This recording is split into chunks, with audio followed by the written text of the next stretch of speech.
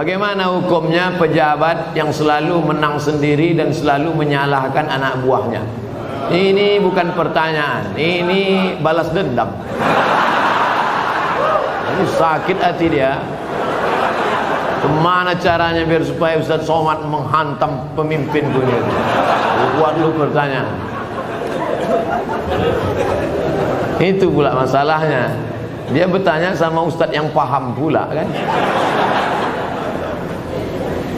Nabi berkirim surat kepada Raja Romawi, namanya Heraklius, Herkal.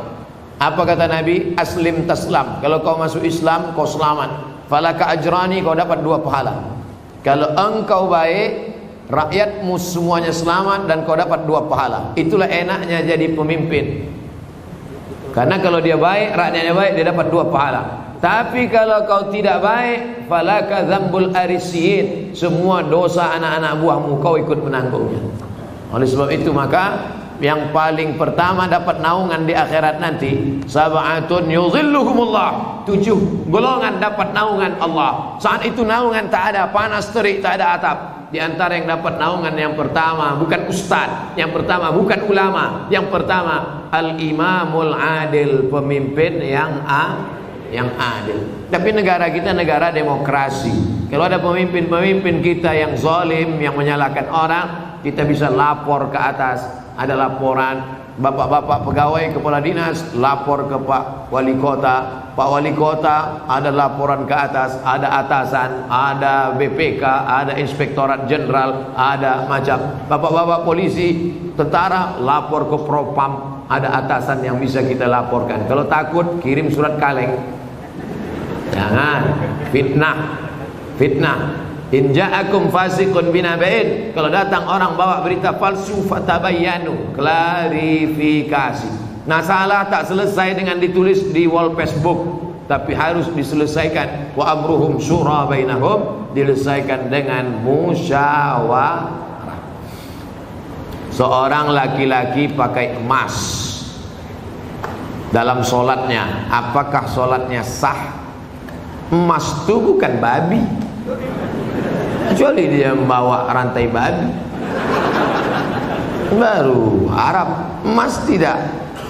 Emas kalau dipegang, wudhu kita tak batal, solat kita pun tak batal. Tapi Nabi mengharamkan pakai emas. Ini mesti dipahami. Emas kalau kita masukkan ke kantong, dibawa solat, Allahu Akbar, solat sah. Tapi memakai cincin emas haram. Bapak-bapak yang pakai cincin emas, buka sekarang juga. Tak ada gunanya pengajian. Tak ada guna pengajian. Nantilah mubazir mengaji. Bapak-bapak yang sekarang pakai cincin emas, buka sekarang juga. Tak perlu tunjukkan, pelan-pelan aja dari bawah. Buka masuk. Balik dari sini, jual. Kalau batunya sayang, simpan. Mana tahu batunya zamrud, kecubung, permata, intan, simpan. Ambil batunya, ikatkan dengan perak. Cincin saya emas putih Pak Ustadz. Emas putih itu emas. Emas putih itu emasnya 80, nikelnya 5. Emas putih itu emasnya 80%, nikelnya 5%, peraknya 18%, peraknya 15%. Maka warnanya putih, tapi dia emas juga. Jadi kalau mau buat cincin, perak saja. Ini cincin perak. Batunya zamrud, asli. Mereknya Casio, Casio orang. Pernah saya beli. Kalau sempatlah saya beli sekian puluh juta, lalu kemudian anak yatim tak sekolah, neraka jahanam tempat saya. Bisa pula anak yatim tak sekolah, cincin kita 30 juta. Pak, minta makan Pak, belum makan pagi, kata anak yatim di lampu merah. Kita mau? Nauzubillah.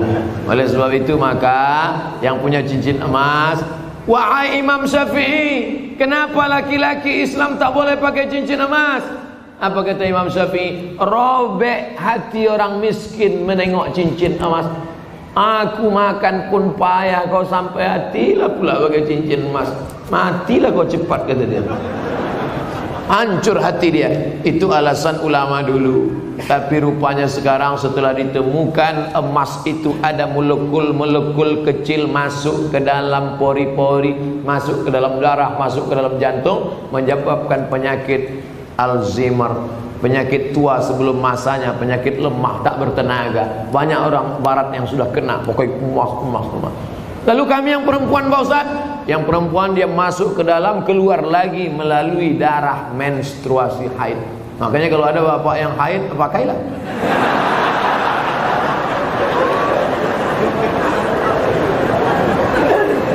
Saya selalu ketiduran, tak dapat sholat subuh.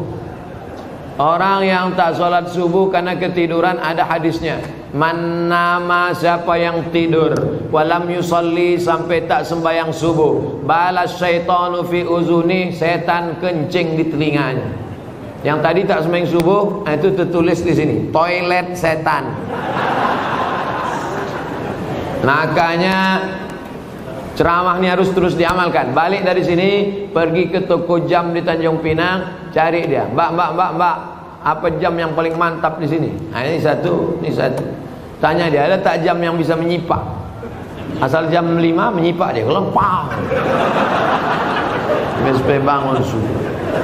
Ibu-ibu yang membangunkan lakinya, rahimallahu mra'atan, Allah mencurahkan rahmat pada laki-laki, aiqadha ahlahu, yang membangunkan istrinya untuk sholat subuh. Bangun mama bangun. Bangun ibu. Tapi sekarang tak jelas lagi dunia ini, Ustaz. Entah siapa yang membangunkan, entah siapa yang dibangunkan. Ibu tu pula yang membawa air setimba. Bangun. Yang aslinya kalianlah laki-laki yang membangunkan perempuan. Tak satu dua perempuan mengadu melapor, Ustaz, kusangka dulu kalau nikah sama dia aku bahagia. Dia PNS golongan 4A, gajinya banyak, tunjangannya hebat, rumahnya besar, mobilnya mewah. Ternyata setelah nikah sama dia menderita, Ustaz, macam tidur sama babi hutan. Walaupun hidup 1000 tahun, kalau tak sembayang apa gunanya? Walaupun hidup 1000 tahun, kalau tak sembayang apa gunanya? Besok pagi masak sarapan, ibu nyanyikan lagu itu. Walaupun hidup 1000 tahun, sambil ngacau teh. Walaupun hidup. Kau nyindir aku ya? Enggak, aku tak ada nyindir. Aku tak ada nyindir. Ini lagu Ustaz Somad semalam waktu di masjid.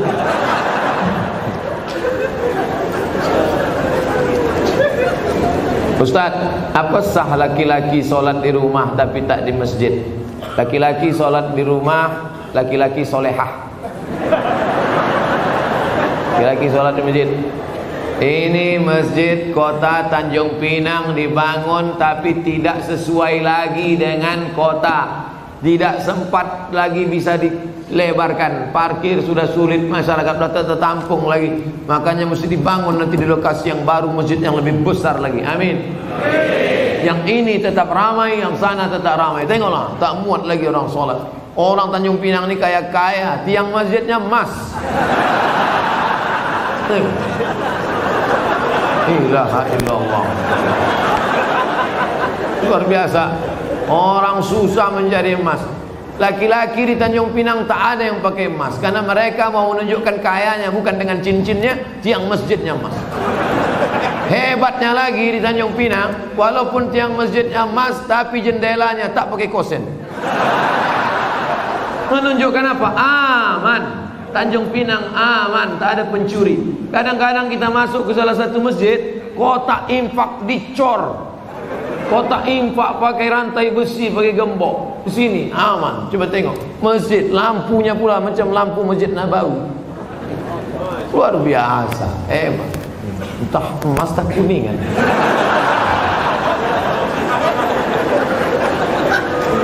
Apa maksud saya? Nikmat yang sudah besar ini maka dibalas dengan sholat berjamaah. Tapi rasanya mengajak orang Tanjung Pinang sholat berjamaah mubazir. Karena sholat berjamaah di Tanjung Pinang, coba tengok, melimpah ruah sampai tak muat keluar-luar. Tengok, itu yang di luar-luar yang berdiri itu juga dapat pahala sholat berjamaah. Kalau sholat. Enggak sholat mana mau dapat?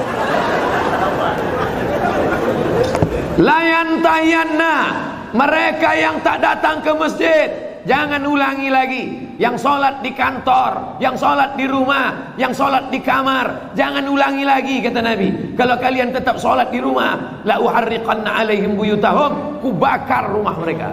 Nabi yang bilang, kalau kalian sholat di rumah, ku bakar rumah mereka. Kalau hidup Nabi sekarang, bertambah hotspot titik api. Saking banyaknya rumah yang dibakar Nabi, berasap lagi. Ustaz janganlah sebut-sebut asap. Asap Tanjung Pinang ini kan dari kampung Ustaz juga. Saya tahu, ku tahu apa yang ada dalam hati. Sebelumnya dari malam saya niat sholat subuh, tapi saya bangunnya jam 6 pagi waktu setempat. Apakah masih boleh sholat? Ini bukan menanya, menawar ya.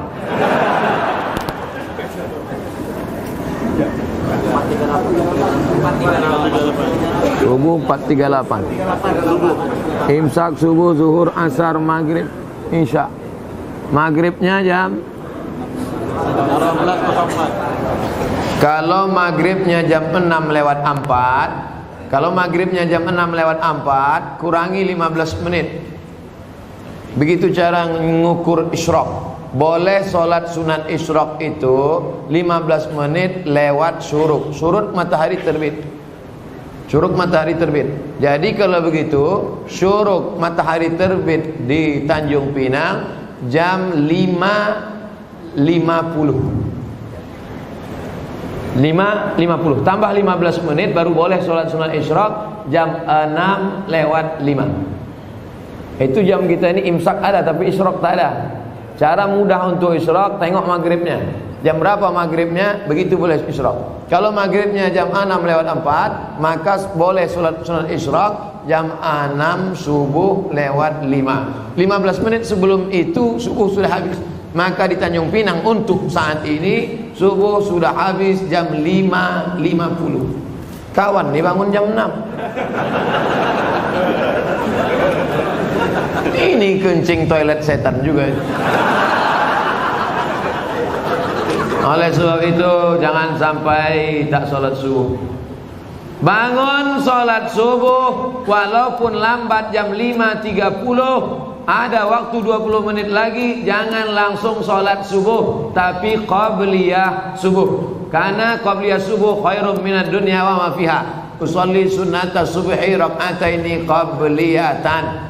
Rakaat pertama qul ya ayyuhal kafirun. Rakaat kedua qul huwallahu ahad. Baru iqamat, baru sholat subuh. Jangan tinggalkan qabliyah subuh. Jangan tinggalkan qabliyah subuh walaupun terlambat.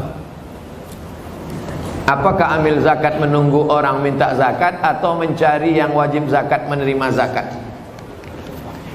Khuz, ambil. Ambil zakat, khuz, ambil. Bukan, hai orang beriman, berzakatlah. Yang mau zakat silakan, yang enggak mau enggak apa-apa. Bukan begitu bunyi ayatnya. Khuz, ambil. Makanya yang punya jabatan kekuasaan buatkan perda, peraturan daerah, bayar zakat. PNS, ASN, perusahaan, BUMN bayar zakat ke Basnas. Yang tak mau bayar zakat teken materi 6.000, siap dipindahkan ke sejauh mata memandang. Bisa apa tak bisa? Sudah, kata Pak Wadi. Sudah diterapkan. Langsung zakat potong atas. Abdul Somad jadi tim sosialisasi zakat provinsi 5 tahun. Bayarlah zakat. Tak takut orang. Tak ada jabatan, tak ada kekuasaan. Tapi begitu bupati tanda tangan perda bayar zakat, langsung 10 miliar.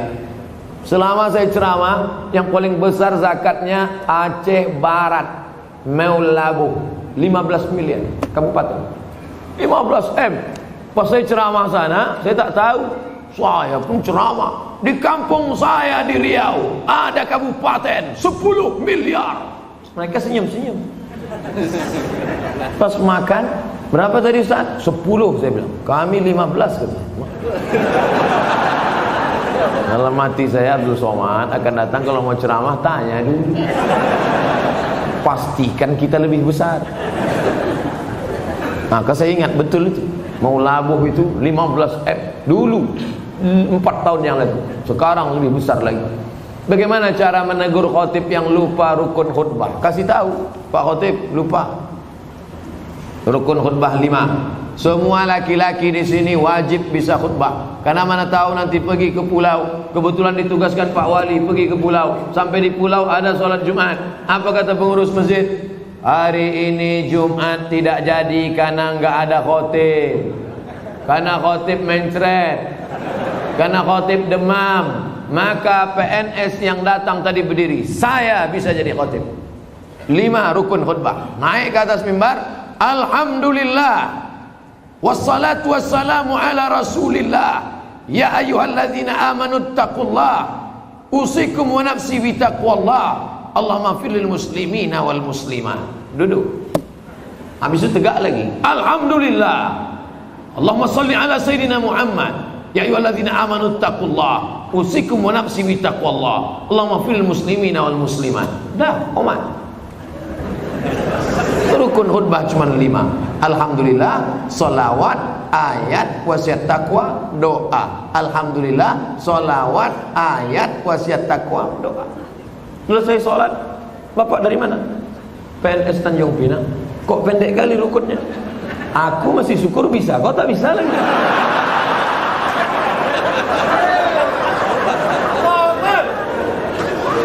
Nah, insya Allah selesai ceramah ini semua PNS ASN Tanjung Pinang bisa jadi khotib, betul? Sependek itu pun ada juga yang ragu. Naik ke atas. Nanti latihan dulu, karena kadang walaupun kita hafal, karena grogi naik ke atas hilang juga yang 5. Pas naik ke atas, latihan. Alhamdulillah. Wassalatu wassalamu ala rasulillah. Ya ayyuhalladzina amanu taqullah usikum wa nafsi bitaqwallah Allahumma firil muslimina wal muslimat. Duduk. Karena khutbah mesti 2. Mesti naik lagi. Alhamdulillah. Diulang balik, jangan pula naik lagi sama macam tadi. Apa pendapat Ustaz tentang film The Santri yang tidak mencerminkan kehidupan pesantren yang sebenarnya dan disutradarai oleh Livi Zeng yang kontroversi itu? Kalian mancing-mancing ah.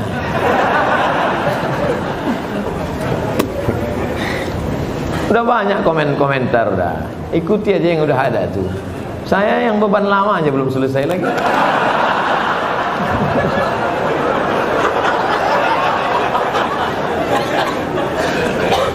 Haram hukumnya masuk ke rumah ibadah orang lain. Haram. Saya tak nonton film ini sampai habis. Baru menengok trailernya. Tapi di dalam itu yang bisa saya komentari, pertama masuk ke rumah ibadah. Karena Nabi tak mau masuk ke dalam tempat fihi surah wat tamathil. Kalau di dalam itu ada patung berhala. Maka dalam Islam mazhab Syafi'i mengharamkan masuk ke dalam rumah ibadah di dalamnya ada berhala. Mazhab Syafi'i. Kita pakai mazhab apa? Mazhab Syafi'i. 2. Tentang masalah laki-laki perempuan berdua-duaan tak mahram.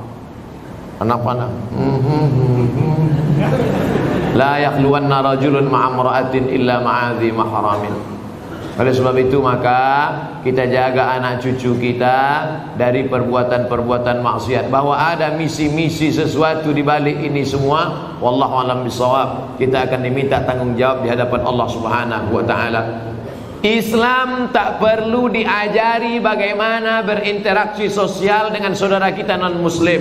Karena kita sudah lama bertetangga, apalagi orang Tanjung Pinang. Seandainya orang Tanjung Pinang ini ekstrim, takkan ada orang Tionghoa di Tanjung Pinang, betul? Kita semuanya bisa menerima, siapapun yang datang semua bertetangga, berkawan, bersahabat. Tapi kalau sudah dalam masalah ibadah, ritual, tak ada tawar menawar. Wala ana abidum ma'abatum wala antum abiduna ma'abud lakum dinukum. Ini sekarang banyak yang tak bisa membedakan kebablasan, tak bisa membedakan mana toleransi, mana tolerasin. Harus bisa dibedakan. Jangan karena toleransi mengorbankan keyakinan akidah anak-anak kita. Nauzubillah. Dan orang-orang yang pernah di pesantren pun ketika menonton itu, ini bukan anak pesantren. Anak pesantren tak begitu. Bagaimana tanggapan Ustadz tentang disertasi Dr. Abdul Aziz mengenai seks pranikah? Ini tulisan seorang bernama Sahrur. Siapa namanya? Sahrur, bukan Pak Sahrul. Pak Sahrul Pak wali kita. Seorang laki-laki namanya Sahrur. Sahrur artinya burung. Nama jenis burung, hitam warnanya. Itu nama dia, orang Suriah. Sahrur ini kuliahnya di Moskow. Aliran pemikirannya kiri. Apa itu maknanya kalau kiri? Komunis. Sahrur ini komunis. Sekolahnya di Moskow. Pulang dia dari Moskow, dibacanya Quran, dilepaskannya dari asbabun nuzul, dilepaskannya dari nasikh mansukh, dilepaskannya dari tafsir bil ma'thur, ditafsirkannya dengan pakai otak dia sendiri, dipakainya dengan ilmu bahasa. Pendekatannya dia selalu pakai bahasa. Makanya menurut Sahrur, aurat yang wajib ditutupi itu hanya yang berkerut-kerut saja, yaitu payudara dan kemaluan. Itu saja yang wajib ditutup, yang lain boleh dibuka. Sahrur ini sudah lama kontroversi. Tahun 90 dia sudah mengeluarkan buku itu, namanya Alkitab wal Quran. Cuman baru sekarang dipopulerkan, ditulis, dibawa ke kampus, lalu disidangkan, dan pada akhirnya menjadi kehebohan. Ingat, ada ilmu, tapi ada yang lebih tinggi daripada ilmu, adalah akhlak. Mana akhlak kita di hadapan manusia dan di hadapan Allah Subhanahu wa taala. Hai para cendekiawan, jaga akhlak, karena keilmuan kita akan dituntut di hadapan Allah. Kira-kira apa efeknya? Mengeluarkan disertasi bahwa hubungan laki-laki perempuan, suka sama suka, tidak dianggap sebagai zina. Kira-kira apa efek positifnya terhadap umat? Tak ada. Semua agama di dunia ini mengharamkan zina. Agama apapun. Tanyalah kawan-kawan kita yang Tionghoa, Konghucu, tanya saudara-saudara kita yang Kristen, Katolik, tanya sama dia, apakah dibenarkan? Tidak. Tak ada satupun yang melegalisasi perbuatan zina. Na'udzubillah. Apa boleh ketika halangan saya tetap menjaga wudhu dan zikir yang biasa saya? Perempuan yang berhalangan boleh berwudhu, perempuan yang berhalangan boleh tetap berzikir. Yang tak boleh baca Quran, tak boleh baca Quran, tak boleh pegang Quran, tak boleh iktikaf di masjid, tak boleh tawaf, tak boleh sholat, tak boleh puasa. Adapun berzikir tetap. Baca Quran yang ayat fungsinya sebagai doa boleh. Mana itu ayat sebagai doa? Naik kendaraan, subhanalladzi sakhkhara lana hadza wa ma kunna lahu muqrinin. Itu adalah ayat Quran, tapi fungsinya waktu naik kendaraan sebagai doa. Rabbana atina fid dunya, itu doa. Tapi dalam ayat Quran, maka fungsinya sebagai doa boleh. Apa hukum orang suka membid'ah-bid'ahkan orang lain, sementara perilakunya tidak memberikan contoh? Tak dikasihnya contoh bid'ahnya apa? Ada orang baca Yasin lalu dibid'ah. Kalian jangan baca Yasin lagi. Baca Yasin ini bid'ah. Jadi kalau ada orang membid'ahkan kami baca Yasin, cuman apa Ustaz? Baca aja terus sampai dia capek. Dua kemungkinan. Kalau dia capek, kita terus. Kalau kita capek, dia terus. Sekarang saya mau tanya, kalau ada orang membid'ahkan Bapak Ibu Yasinan, Bapak mau terus atau berhenti? Teruslah, nanti lama-lama dia capek. Kenapa tak kau bid'ahkan lagi orang Tanjung Pinang baca Yasin? Capek aku udah aku suruh tak juga berhenti. Yasin itu Quran apa tak Quran? Quran. Membaca Quran apa hukumnya? Wajib baca Quran. Kenapa cuma Yasin yang dibacanya? Yang lain dibacanya juga. Cuman Yasinnya ada keutamaan tersendiri. La tuqra'u fi amrin asirin illa yassarahu Allah. Kalau dibacakan pada perkara yang sulit, maka dimudahkan Allah. Sulit punya anak, baca Yasin. Sulit mau jumpa jodoh, baca Yasin. Sulit mengatasi masalah, baca Yasin. Sulit sakaratul maut, baca Yasin. Makanya kalau ada orang sakaratul maut, bacakan Yasin. Dua gendang ya. Kalau tak sehat, mati. Kadang laki-laki ini banyak marah sama bininya. Apa kau nih baca-baca Yasin aja? Bang, aku baca ini persiapan untuk abang juga. Nanti kalau bapak tu agak-agak demam sedikit, Yasin. Insya Allah bang, dua gendang ini bang. Kalau tak sehat abang gul. Pak Ustaz Abdul Somad mohon doakan putra kami Empatli bangsawan diterima di sekolah kedinasan Akmil Akademi Militer. Di akhir majelis kita doa. Ibunya bapaknya tiap malam baca Yasin. Selesai baca Yasin, ya Allah berkat kemuliaan surat Yasin ini diterimalah anakku hendaknya. Baca Yasin, habis baca Yasin. Dari mana dalilnya ini bisa kami tengok? Baca tafsir Ibnu Katsir.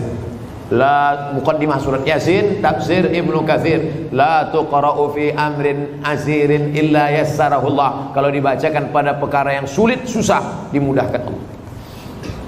Saya kuliah sudah 4 tahun, tapi masih semester 4. Harusnya sudah semester 8. Saya tak bisa lanjut karena kampus saya tak lengkap peralatannya. Oh, bukan salah dia. Oke, jangan mudah kita suuzon. Harusnya di semester 5 ini saya ujian dan praktek. Saya galau Pak Ustadz, umur sudah 25 tahun. Kapan lagi saya mau menyenangkan keluarga dan menjadi mandiri? Mohon bimbingannya Pak Ustadz. Pindah aja kampus lain. Apa dipertahankan sih? Jangankan kau, kami pun membacanya galau. Apa 4 tahun? Pindah kampus lain. Banyak universitas berserak-serak di Kepulauan Riau. Susah dipertahankan situ. Yang perlu dipertahankan itu sehidup semati denganmu, Mas. Itu kalau nikah. Kalau sama kampus apa pula sehidup semati? Biar kampus itu mati. Ketika sholat subuh saya lupa baca kunut. Setelah salam saya baru teringat. Apa yang perlu saya lakukan Pak Ustadz? Sujud sahwi kalau engkau mazhabnya Syafi'i. Sami Allahu liman hamidah. Allahu akbar. Tak akan bangkit lagi ke atas. Terus saja sujud. Rabbi fil warhamni wajibni warfa'ni warzuqni wahdini wa'afini wa'afani. Allahu akbar. Subhana rabbil a'la bihamdi. Allahu akbar. At-tahiyatul barakatuh salawatu. Sebelum salam sujud. Allahu akbar. Subhana man la yanamu wa la yashu. Maha suci Allah yang tak tidur, yang tak lupa. Allahu akbar. Duduk lagi. Sujud lagi, sujud 2 kali. Allahu akbar. Subhana man la yanamu wa la yashu. Allahu akbar. Baru salam. Assalamualaikum warahmatullahi. Begitu juga jadi imam. Imam lupa doa kunut dalam mazhab Syafi'i, sujud sahwi. Kalau imam sujud sahwi, saya ikut tak apa? Ikut. Ini banyak juga makmum tak ikut. Imam sujud sahwi, dia diam aja. Assalam, kau kenapa tak sujud sahwi? Yang lupakan dia, aku tidak. Nak ikut imam. Ju'ilal imam liutamma bi. Yang tak baca kunut tu mazhab apa Pak Ustaz? Hambali. Hambali sama Hanafi tak ada kunutnya. Makanya di Masjidil Haram waktu Bapak Ibu umrah kemarin ada pakai kunut subuh. Tidak. Masjidil Haram tak pakai kunut subuh karena imamnya mazhabnya Hambali sejak tahun 1924. Sejak 1924 mazhabnya Hambali. Sebelum itu Makkah itu mazhabnya Syafi'i. Terjadi revolusi King Abdul Aziz. Yang sekarang ini Salman bin Abdul Aziz menggantikan abangnya Abdullah bin Abdul Aziz, menggantikan abangnya Fahad bin Abdul Aziz, menggantikan abangnya Khalid bin Abdul Aziz, menggantikan abangnya Faisal bin Abdul Aziz, menggantikan abangnya Su'ud bin Abdul Aziz, menggantikan ayahnya King Abdul Aziz. Jadi sejak Abdul Aziz geng ini aja dia bermazhab Hambali. Sebelum itu dulu mazhabnya Syafi'i. Dulu mazhab paling besar di Makkah itu mazhab Syafi'i. Nama orang yang terakhir menjadi penguasa Makkah keturunan Nabi Muhammad namanya Syarif Aunur Rafiq. Aunur Rafiq. Aun pertolongan, Rafiq Allah SWT. Aunur Rafiq pertolongan Allah SWT. Saya telah selesai subuh. Setelah itu datang orang ngajak sholat lagi. Apakah boleh saya sholat lagi Pak Ustaz? Ngajak-ngajak makan lah, ngajak sholat. Kata orang sekarang, kalau ngajak-ngajak makan lah, apa pula ngajak sholat? Apakah ada tradisi zaman sahabat Nabi ngajak sholat? Ada. Hadisnya sahih, sahih. Nabi sholat di masjid. Selesai Nabi sholat di masjid, Nabi pulang. Sahabat tadi tak pulang, dia tetap di masjid. Lalu kemudian ketika dia sedang duduk, datang orang kampungnya terlambat sholat. Kata orang kampungnya, kami ingin sholat lagi tapi ingin ngambil berkah kau jadi imam. Maka dia jadi imam, diulangnya sholat sekali lagi. Apa pelajaran dari sini? 3. Pertama, bahwa kita boleh sholat 2 kali. Sholat pertama menggugurkan kewajiban, sholat yang kedua mencari fadilah, keutamaan. 2, bahwa imam boleh sholat sunat, makmumnya sholat wajib. Karena dia yang pertama tadi sholat wajib. Yang kedua itu sholat dia terhitung sholat mencari fadilah sunat, sedangkan makmumnya sholat wajib. Itulah dalil dalam mazhab Syafi'i, boleh imamnya sholat sunat, makmumnya sholat wajib. Masuk kita ke masjid, ada nampak orang sholat, kita tepuk bahunya, kita pun sholat. Selepas sholat salam, assalamualaikum warahmatullahi wabarakatuh. Mohon maaf ya dek, tadi saya sholat tahiyatul masjid gitu. Gak apa-apa pak, karena saya di belakang itu sholat wajib. Karena dalam hadis boleh imamnya sholat sunat, makmumnya sholat wajib menurut mazhab Syafi'i. Yang ketiga, mengajak orang berbuat baik. Wa ta'awanu 'alal birri wat taqwa. Bagaimana hukumnya? Oh ini udah tadi. Nah, ini yang tiga ini sudah tadi. Di akhir majelis mari kita sama-sama berdoa kepada Allah Subhanahu wa taala, mudah-mudahan kita istiqomah dan mati dalam keadaan husnul khatimah. Selama bekerja sebagai PNS ini dijadikan Allah segala amal kita ini bernilai ibadah. Ala hazihin niyya wa kulli niyatin salihah. Al-Fatihah. A'udzu billahi minasy syaithanir rajim. Bismillahirrahmanirrahim. Alhamdulillahi rabbil alamin. Arrahmanir rahim. Maliki yaumiddin. Iyyaka na'budu wa iyyaka nasta'in. Ihdinas siratal mustaqim. Siratal ladzina an'amta 'alaihim ghairil maghdubi 'alaihim waladdallin. Amin. Allahumma shalli ala sayyidina Muhammad wa ala ali sayyidina Muhammad. Allahumma inna natawassalu ilaika bijahi nabiyika Muhammad sallallahu alaihi wasallam bisirril Fatihah. Kami bertawassul kepada Engkau ya Allah dengan kemuliaan surat Al-Fatihah, dengan kemuliaan Nabi Muhammad sallallahu alaihi wasallam.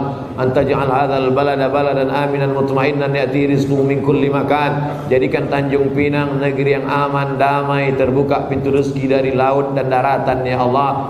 Allahumma in kana rizquna fis sama' fa'anzilhu. Kalau rezeki kami masih tergantung di langit, turunkan ke Tanjung Pinang ya Allah. Wa in kana fil ardi fakhrijhu. Kalau masih tertanam dalam tanah, keluarkan ke hadapan kami ya Allah. Wa in kana ba'idan faqarribhu. Kalau dia masih jauh, maka dekatkan ke kampung halaman kami ya Allah. Allahumma ja'alil a'malana ibadatan lana. Jadikan aktivitas kami masuk kantor, bekerja setiap hari itu bernilai ibadah, ikhlas karena Engkau ya Allah. Allahumma waffiqna lima tuhibbuhu wa tardah. Tanamkan taufik hidayahmu ke dalam hati kami, pemimpin-pemimpin kami, sehingga kami dapat beramal dengan amal Kau cintai dan Kau ridhai ya Allah. Allahumma khtim lana bi husnil khatimah. Tutup umur kami dengan husnul khatimah. Wa la taqtim alaina bi su'il khatimah. Jangan tutup dengan su'ul khatimah. Allahumma waffiqna lima tuhibbuhu wa tardah wa taj'al abna'ana wa banatina min huffazil Qur'an wal hafizat. Jadikan anak-anak kami di Tanjung Pinang ini menjadi anak-anak berbakti dan para penghafal Al-Qur'an. Allahumma arhamna bil Qur'an. Turunkan rahmatmu kepada kami dengan kemuliaan Al-Qur'an. Waj'alhu lana imama wa nura wa huda wa rahmah. Jadikan Qur'an sebagai pembimbing, penerang, pencahaya, pemberi hidayah bagi kami ya Allah. Allahumma ja'alil Qur'ana rabi'a qulubina. Jadikan Qur'an sebagai penenang hati kami, wa dhihaba husnina wa humumina wa humumina. Jadikan Qur'an sebagai penghalau gundah gulana susah hati kami. Allahumma inna nas'aluka salamatan fid din. Beri kami keselamatan dalam agama kami, wa afiatan fil jasad, sehatkan badan kami, wa ziyadatan fil ilmi, tambahkan ilmu kami, wa barakatan fil rizqi, berkahi rezeki kami, wa taubatan qablal maut, beri kami taubat sebelum mati, wa rahmatan indal maut, berikan rahmat ketika mati, wa maghfiratan ba'dal maut, berikan ampunan sesudah mati. Allahumma hawwin alaina fi sakaratil maut, ringankan kami waktu sakaratul maut ya Allah. Wan najata minan nar, selamatkan dari api neraka. Wal afwa indal hisab, maafkan segala amal kami ketika nanti kami dihisab di hadapan-Mu ya Allah. Allahumma ansurna 'alal qaumil kafirin, tolong kami menghadapi orang kafir. Wansurna 'alal qaumil zalimin, bantu kami menghadapi orang zalim. Wansurna 'alal qaumil munafiqin, tolong kami menghadapi orang-orang munafik ya Allah. Ya muqallibal qulub, Engkau yang membolak-balikkan hati, sabit qulubana, kokohkan hati kami ala dinik dalam agamamu, wa ala ta'atik dalam ketaatan kepadamu. Allahumma faqihna fid din, dalamkan ilmu agama kami, wa 'allimna ta'wil, ajarkan kami pemahaman yang benar. Rabbana atina fid dunya hasanah wa fil akhirati hasanah wa qina adzabannar. Wa sallallahu ala sayyidina wa maulana wa syafi'ina Muhammad wa ala alihi wa sahbihi wa sallam, walhamdulillahi rabbil alamin. Taqabbalallahu minkum. Taqabbal ya